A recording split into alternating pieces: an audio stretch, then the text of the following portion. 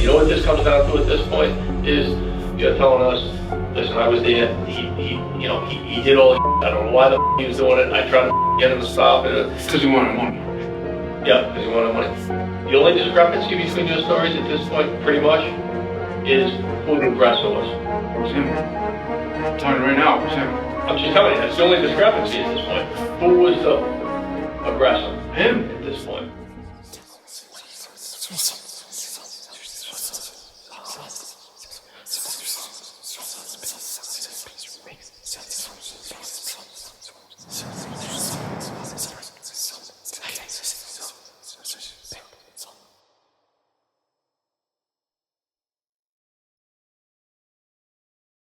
Warwick, Rhode Island, is a historic seaside city located along the picturesque shores of Narragansett Bay. As the second largest city in the state, Warwick is known for its rich maritime heritage, scenic harbours, and a network of over 39 miles of coastline that draws visitors and locals alike. The city's identity is deeply tied to its connection to the water, with countless boats moored in its bustling marinas, and its historic role in Rhode Island's seafaring history. In August 2015, Warwick faced one of the most violent storms in its recent history, a macroburst that wreaked havoc on the serene coastal community. A macroburst, a powerful downdraft associated with severe thunderstorms, can generate wind speeds that rival or exceed those of tornadoes, spreading destruction over a wide area. On August 4th, 2015, this atmospheric phenomenon struck Warwick with devastating force. Winds exceeding 100 miles per hour tore through the city, uprooting trees, flattening power lines and leaving thousands without electricity. The storm's ferocity caused widespread structural damage, including shattered windows, collapsed roofs, and crippled boats. The harbours, usually tranquil with the rhythmic bobbing of anchored vessels, became chaotic scenes of disarray as the storm's winds whipped up waves and untethered boats. The aftermath revealed the storm's true impact. Streets were littered with debris, and local services scrambled to restore normalcy. The historic cove area, known for its charm and vibrant community of sailors, became a focal point of the destruction. Residents spoke of the eerie moments before the storm, a calm that gave way to the storm's deafening roar and flashes of lightning slicing through the night sky. The 2015 macroburst was particularly unusual in its intensity for the New England region, where such powerful wind events are relatively rare. It underscored the unpredictable nature of severe weather in an era of changing climate patterns. Warwick, resilient and tightly knit, worked tirelessly to recover, with neighbours and emergency services coming together to rebuild. As the winds calmed and the sun rose the next day, Chief Harbormaster Jeffrey Baris began his rounds, inspecting the harbour for signs of damage. What he discovered would set in motion a chilling investigation. From the West Bay Mobile Newsroom, Eyewitness News moves to West Warwick, where we're getting a great look of the storm that we've never seen before. Baris noticed a peculiar yellow and white sailboat adrift among the wreckage. The boat, a Columbia 26 named the Star Capella, seemed abandoned, its exterior scuffed from collisions with other vessels. Items inside the cabin were strewn about, presumably a result of the storm. Assuming the boat had been untethered during the chaos, Baris towed it to the mouth of the cove and moored it there, expecting its owner to claim it. Days passed, and then weeks, with no sign of anyone coming forward. On August 15th, Baris returned to the boat for a closer inspection. This time, he was met with an unbearable stench and the unsettling hum of insect activity. Beneath a foam mattress in the cabin, Baris made a grisly discovery, a severely decomposed body. The body was in such an advanced state of decomposition that initial responders couldn't determine the person's sex, age, or race. This discovery sent shockwaves through the harbour community, and the Warwick Police Department quickly launched an investigation. Inside the boat, detectives found documents identifying the owner as Fernando Silva, a 70-year-old sailor affectionately known by his friends and family as Captain Fredy.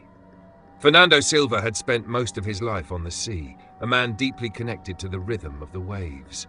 A widower and father, Silva was known for his adventurous spirit and independent nature. His sister, Dolly Packard, described him as someone who cherished his solitude but never turned down an opportunity to help his family.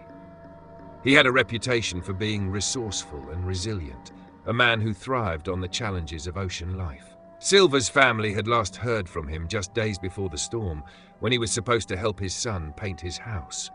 When he didn't show up, they weren't overly concerned. Silva was known to lose track of time while sailing.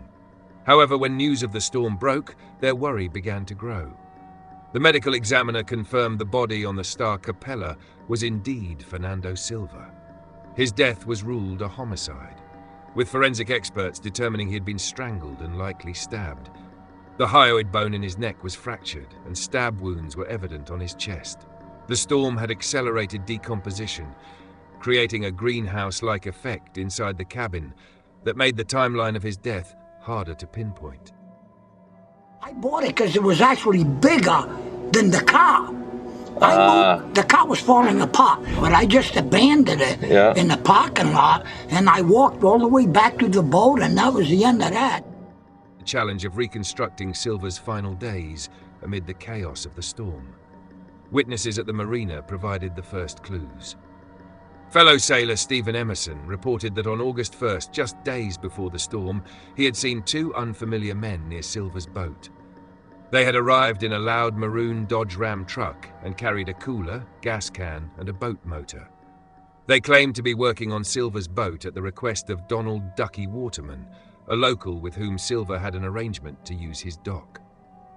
Waterman, known to police for his previous encounters with the law, became a person of interest. When questioned, Waterman admitted to sending two men, Troy Gunderway and Richard Baribault, to Silva's boat to install a new motor. Waterman claimed Silva had recently won $800 playing Keno and had asked him to arrange for repairs. This seemingly benign favor took on a sinister tone when detectives dug deeper into the activities of Gunderway and Baribault. Surveillance footage from the marina showed a truck matching Baribault's Dodge Ram leaving the area in the early hours of August 1st. Witnesses also recalled hearing loud voices near Silva's boat that night. When detectives tracked down Baribault, they found his truck and arrested him for driving a stolen vehicle. During a search, they discovered a knife with traces of dried blood. Forensic testing would later confirm the blood matched Fernando Silva's DNA. Baribault and Gunderway were brought in for questioning, and their accounts of the night Silva was killed began to unravel. Baribault claimed Gunderway had planned to rob Silva of his Keno winnings. According to Baribault, Gunderway attacked Silva while Baribault tried to stop him, leaving the scene when things turned violent. So I went in there and I noticed if there was something there, I don't. So then I just said, I'm out of here, dude. And I left. Gunderway, however, pointed the finger back at Baribault, describing how Baribault had punched Silva repeatedly and stabbed him when he resisted. We'll take a walk down to the dock. The plan is, do you think the guy's going to be there? I didn't think No, so. you didn't think so? That's what I was, nice and quiet, till he came in and blew him out with his vest. He's the one who choked the guy. I didn't kill the guy. Just holding him down and kind of grabbing his neck. Down at the marina how many times? What times of the day? He wanted to try to rob him. Knew we had money on the boat. What happens next? We entered the boat and Where's Fredy? he's sleeping. Mitch blasted him just after he woke up a little bit. He hit him like 5 times, blasted blood everywhere. And I was just holding him down and kind of grabbing his neck. An innocent old man was dead. As detectives pieced together the evidence, a chilling picture emerged. Gunderway and Baribault had conspired to rob Silva, believing his recent lottery winnings would be easy to steal. When Silva resisted, the situation escalated into violence. After killing him, they hid his body under the mattress and attempted to clean the scene. Over the next few days, they moved the Star Capella several times, trying to prevent the smell of decomposition from drawing attention. Digital evidence further implicated Baribault. Police uncovered a voice search he had made on his phone, asking, "Does bleach kill everything, including skin cells?" Does bleach kill everything, including skin cells? This, combined with surveillance footage, witness testimony, and forensic evidence, built a strong case against him. In the end, both men faced justice. Gunderway accepted a plea deal, testifying against Baribault in exchange for a reduced sentence. Has admitted to the crime. The Attorney General's office says 46-year-old Troy Gunderway pleaded guilty in court today to the murder of 7-year-old Fernando Silva back in the summer of 2015.